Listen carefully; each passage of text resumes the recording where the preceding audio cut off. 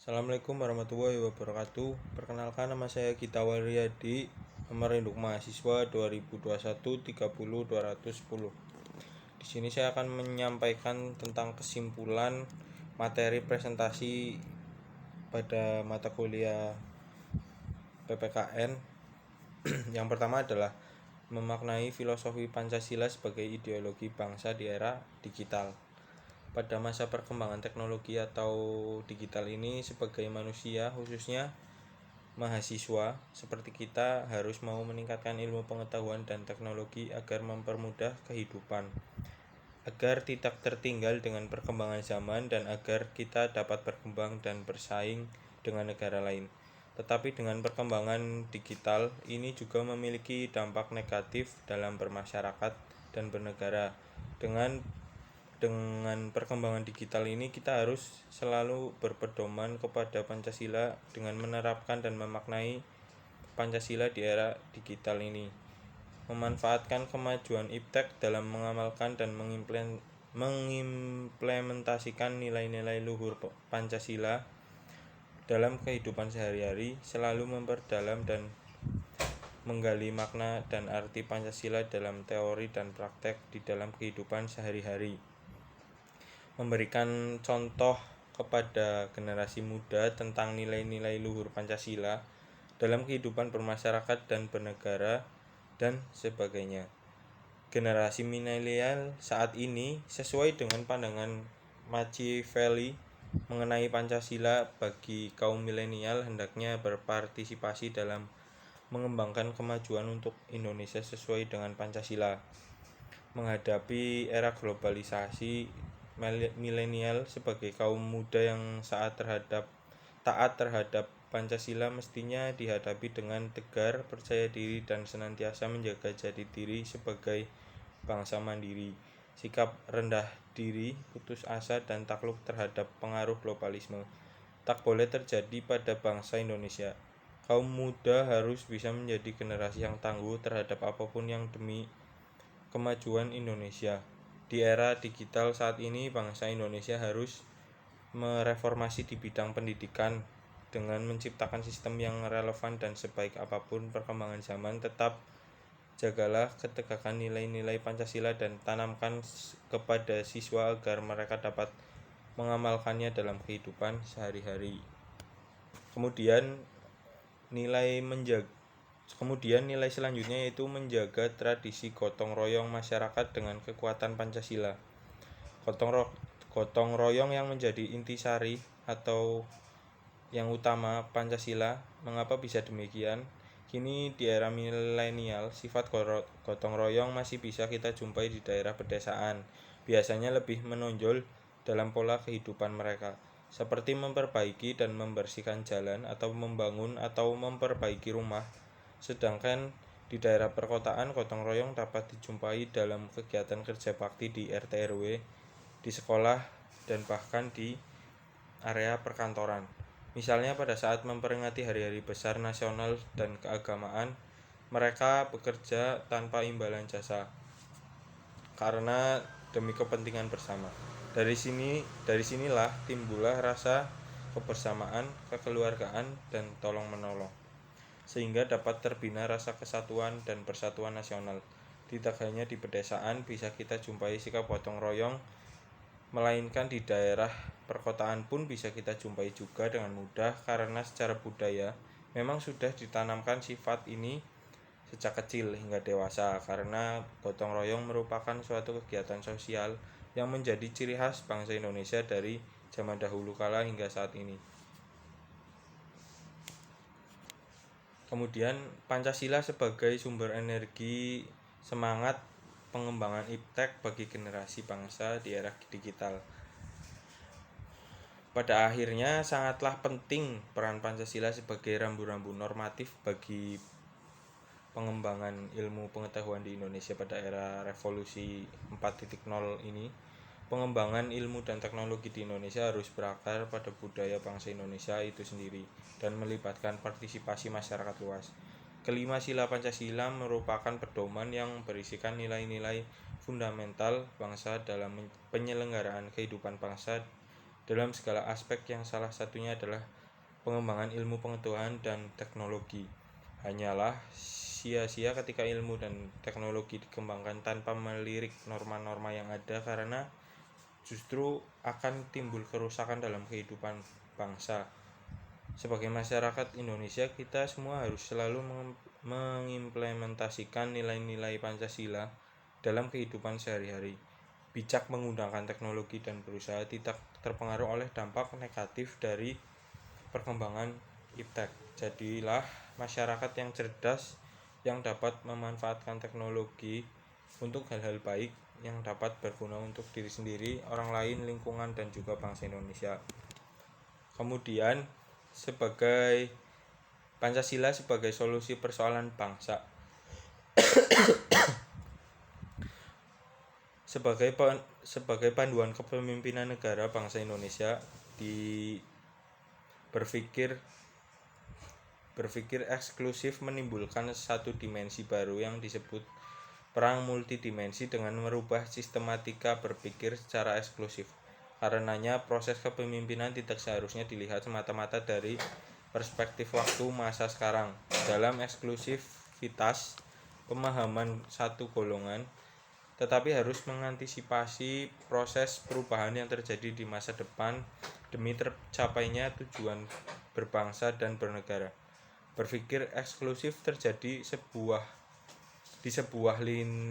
sebuah blind impact dalam melihat kearifan lokal dan wawasan bangsa yang telah membawa kemerdekaan Indonesia sebagai satu bangsa bebas. Konsep kepemimpinan tersebut tidak dapat keluar dari sumber negara dan bangsa, yaitu rakyat yang mempunyai kemampuan alamiah serta terdidik untuk menjawab tantangan zaman. Pancasila dapat menjadi solusi untuk keberlanjutan negara bangsa Indonesia, terutama dalam bidang kepemimpinan nasional. Dari kepemimpinan nasional, tantangan administrasi publik akan dapat dipecahkan. Oleh sebab itu, Pancasila tanpa manusia tidak akan berarti seperti pikiran administrasi yang menyatakan manusia sebagai pusat inti dari segala gerak administrasi publik. Pancasila sebagai jiwa, dasar, filosofi, pandangan hidup, dan kepribadian manusia akan dapat menjawab tantangan zaman. Kemudian, Pancasila menurut agama-agama di Indonesia. Pancasila adalah ideologi dan dasar negara kesatuan Republik Indonesia, sebagaimana yang termasuk dalam alinea keempat pembukaan Undang-Undang Dasar 1945. Seperti yang telah diketahui, Pancasila berasal dari nilai-nilai luhur bangsa Indonesia dan juga merupakan pribadi dan pandangan hidup bangsa yang telah tercantum di dalam pembukaan Undang-Undang Dasar 1945. Sila kedua dalam Pancasila, yaitu kemanusiaan yang adil dan beradab, sangat diperkuat oleh UUD 45. Karena UUD 45 menjadi hak asasi manusia sebagai hal yang cukup penting, makna sila ketiga Pancasila menurut agama di Indonesia. Di dalam sila ketiga dalam Pancasila memperlihatkan bahwa bangsa Indonesia amat menghargai perbedaan agama.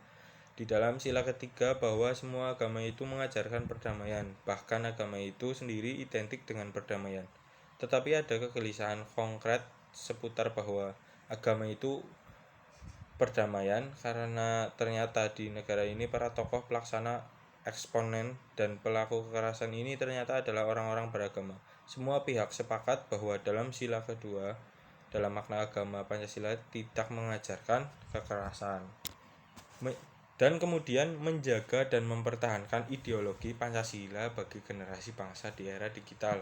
Proses pendidikan karakter berbasis Pancasila di era digital dapat dilakukan dengan kegiatan peningkatan sosialisasi masyarakat melalui berbagai kegiatan seperti seminar maupun berorganisasi.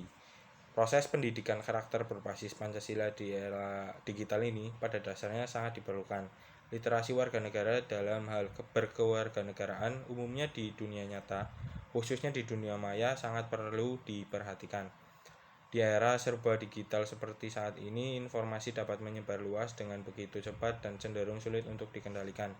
Banyak sekali informasi yang bertebaran di seluruh media massa yang membuat masyarakat rancu dan sulit membedakan mana informasi yang benar dan valid, mana informasi yang validitasnya masih dipertanyakan. Tentunya hal tersebut sangat wajar mengingat kemajuan teknologi menunjang mudahnya informasi menyebar luas tanpa adanya penyaringan terlebih dahulu.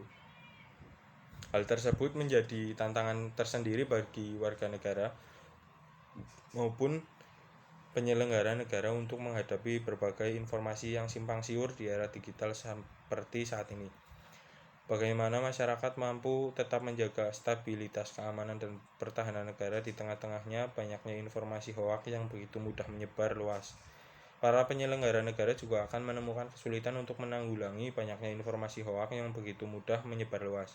Salah satu cara membangun literasi kewarganegaraan tersebut ialah reaktualisasi nilai-nilai Pancasila baik dalam kehidupan nyata maupun kehidupan maya, yang pada saat ini sudah menjadi bagian dari kehidupan berwarga negara.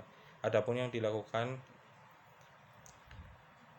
dilakukan untuk memperkuat karakter melalui pendidikan karakter berbasis Pancasila dapat dijadikan sebagai salah satu cara jangka panjang agar dapat terhindar